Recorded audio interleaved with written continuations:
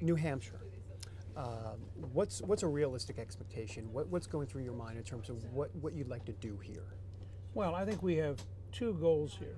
One is to do respectably enough, recognizing that all the votes are split and that we're not spending any resources here.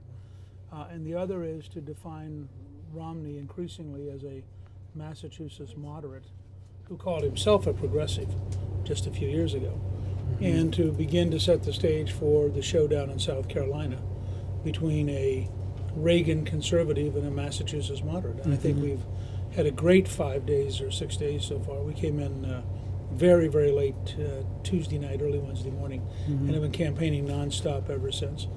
We're getting, I can't tell you what percent we'll get because Huntsman had been here forever. Ron Paul is running for re-election, running for the third or fourth time. But I think that we will do well enough to be serious, and I think that at least what we're seeing right now is that Romney's starting to decay, and that could be very, very exciting. You mentioned a showdown in South Carolina. Talk to me about the parameters of how you see that going, because this is clearly, up here in New Hampshire, it's more of a home game for Romney. Down there, it's different. Look, this is Romney's third best state after Utah and Massachusetts. So if he doesn't do really well here, and remember that after 5 years of campaigning and $20 million, he got 25% of Iowa. So 3 out of 4 Iowans said no. Now he's here in the back door to where he was governor. The latest poll showed him at 35. I think if he's under 40 in one of his 3 strongest states, he has a big problem about trying to communicate why he should be the nominee. When we get to South Carolina, and we've been splitting the votes up among a whole bunch of conservatives, as you know.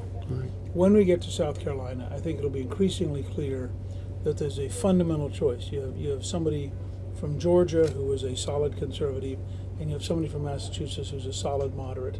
And I think that's what it'll come down to. Now, Perry will probably still be there. Ron Paul is going to be in his own world doing what he does. And Santorum has had a good run. And we'll see over the course of the next 2 weeks to what degree, between Perry, Santorum, and me, how that shakes out. But I think one of my goals is to keep Romney from being in a position to sort of rush the nomination.